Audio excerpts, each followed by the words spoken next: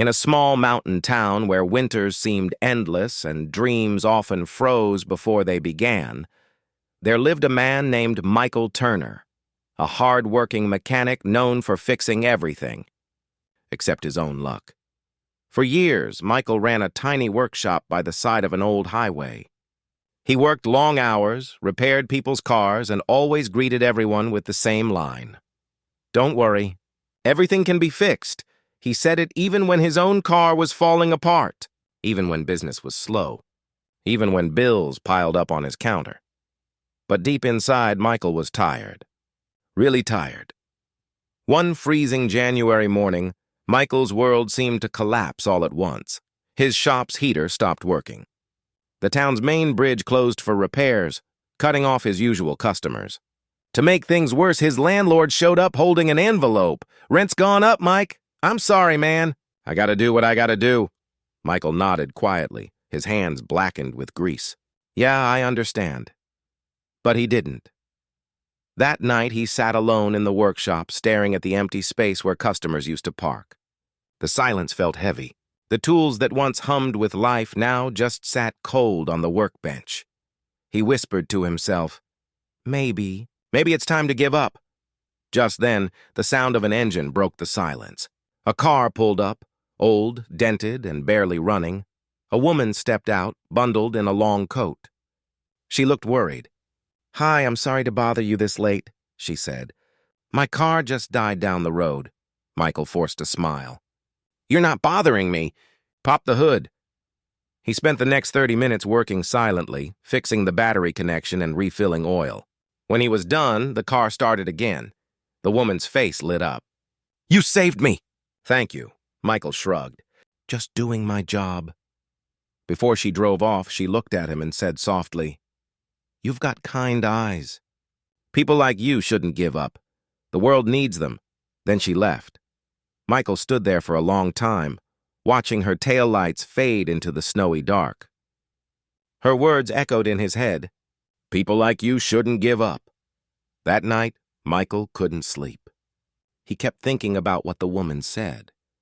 The next morning, instead of closing early, he made coffee, turned on the broken heater with a small fan beside it, and cleaned the whole workshop. He hung a small sign above his counter that read, "Stay positive. Keep believing." It wasn't fancy, just painted on cardboard, but it made him feel something new inside, a flicker of warmth. For the first time in months, he didn't wait for customers. He believed they would come. That same day, an elderly man stopped by with a flat tire. Then a delivery driver came needing a quick brake fix. By afternoon, 2 more cars pulled in. Michael didn't realize it at first, but something had changed. He greeted everyone with energy again. He smiled, cracked jokes, and refused to charge extra when people were short on cash. Word spread fast. Soon, more locals started showing up, not just for repairs, but for conversation. One customer said, "Man, every time I come here, I feel better about my day." Michael laughed. Guess it's not just a repair shop anymore. It's a positivity station. But life wasn't done testing him. A few weeks later, a blizzard hit the town. Roads closed again. Power went out. Business stopped completely. For 5 days, Michael sat in the dark, bundled in his jacket, listening to the wind howl outside. Doubt crept back in. What's the point? He thought.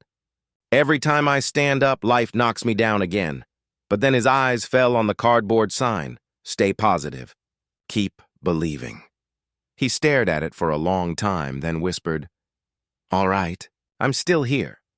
The next morning, Michael grabbed his old toolbox and flashlight and walked into the storm. He went door to door, helping people fix their frozen pipes, start their generators, and jump-start dead batteries. He didn't charge anyone. He just wanted to help. Neighbors began to notice a man trudging through snow with tools, helping strangers one house at a time. Someone posted a photo of him on social media with the caption, "When everything freezes, some people still bring warmth." By the end of the week, that photo went viral, not nationwide, but across nearby towns. People started donating to help Michael repair his shop. Within days, his workshop had heat again, new tools, and more business than ever before. One sunny afternoon, a car pulled into his driveway. It was the same woman who had come that cold night weeks ago.